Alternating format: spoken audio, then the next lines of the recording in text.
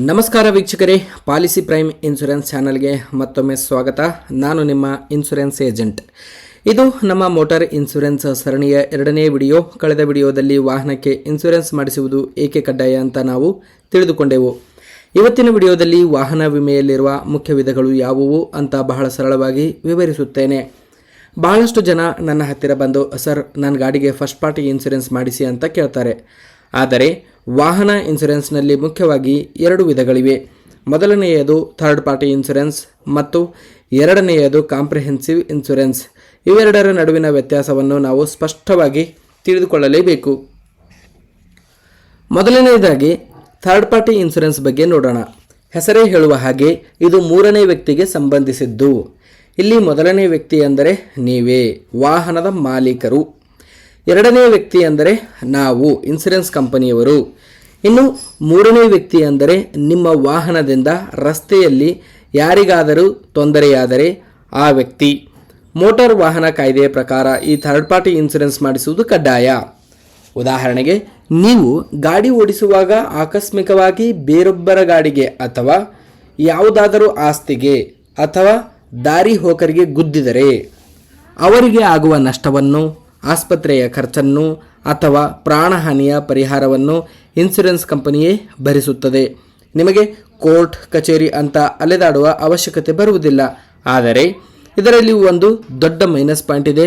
ಅದೇನಪ್ಪ ಅಂದರೆ, ಈ ಪಾಲಿಸಿಯಲ್ಲಿ ನಿಮ್ಮ ಸ್ವಂತ ವಾಹನಕ್ಕೆ ಏನೇ ಹಾನಿಯಾದರೂ ₹1 ಕೂಡ ಸಿಗುವುದಿಲ್ಲ. ಸಂಪೂರ್ಣ ರಿಪೇರಿ ಖರ್ಚನ್ನು ನೀವೇ ಭರಿಸಬೇಕು. ಹಾಗಾದರೆ ನಿಮ್ಮ ಸ್ವಂತ ಗಾಡಿಗೆ ರಕ್ಷಣೆ ಬೇಡವಾ? ಅದಕ್ಕೆ ಇರುವುದು ಎರಡನೇ ವಿಧ, ಅದೇ ಕಾಂಪ್ರಿಹೆನ್ಸಿವ್ ಇನ್ಶೂರೆನ್ಸ್. ಕಾಂಪ್ರಿಹೆನ್ಸಿವ್ ಅಂದರೆ ಸಂಪೂರ್ಣ ರಕ್ಷಣೆ.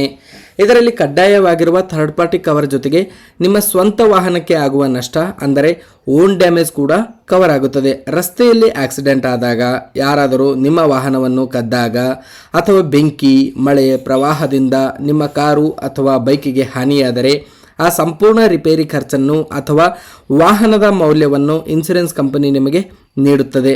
ಈಗ ನೀವೇ ಯೋಚನೆ ಮಾಡಿ, ಕೇವಲ ಪೊಲೀಸರಿಗಾಗಿ ಥರ್ಡ್ ಪಾರ್ಟಿ ಮಾಡಿಸುವುದು ಒಳ್ಳೆಯದಾ ಅಥವಾ ನಿಮ್ಮ ಸ್ವಂತ ಕಷ್ಟದ ಹಣದ ರಕ್ಷಣೆಗಾಗಿ ಕಾಂಪ್ರಿಹೆನ್ಸಿವ್ ಇನ್ಶೂರೆನ್ಸ್ ಮಾಡಿಸುವುದು ಒಳ್ಳೆಯದಾ? ಖಂಡಿತವಾಗಿಯೂ ಕಾಂಪ್ರಿಹೆನ್ಸಿವ್ ಪಾಲಿಸಿ ಬೆಸ್ಟ್. ಆದರೆ ಇಲ್ಲೊಂದು ವಿಷಯ ನೀವು ಗಮನಿಸಬೇಕು.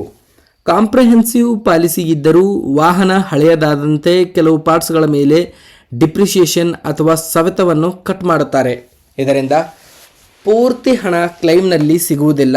ಇದನ್ನು ತಪ್ಪಿಸಲು ಜೀರೋ ಡೆಪ್ನಂತಹ ಆಡನ್ ಕವರ್ಗಳ ಅವಶ್ಯಕತೆ ಇರುತ್ತದೆ. ಅದರ ಬಗ್ಗೆ ನಾನು ಮುಂಬರುವ ವಿಡಿಯೋಗಳಲ್ಲಿ ವಿವರವಾಗಿ ತಿಳಿಸುತ್ತೇನೆ.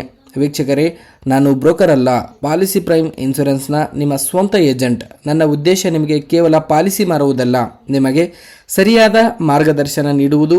ಆಕ್ಸಿಡೆಂಟ್ ಆದಾಗ ನಿಮಗೆ ಯಾವುದೇ ಟೆನ್ಷನ್ ಇಲ್ಲದೆ ಪೂರ್ತಿ ಕ್ಲೈಮ್ ಸಿಗುವಂತೆ ಮಾಡುವುದು ನನ್ನ ಜವಾಬ್ದಾರಿ.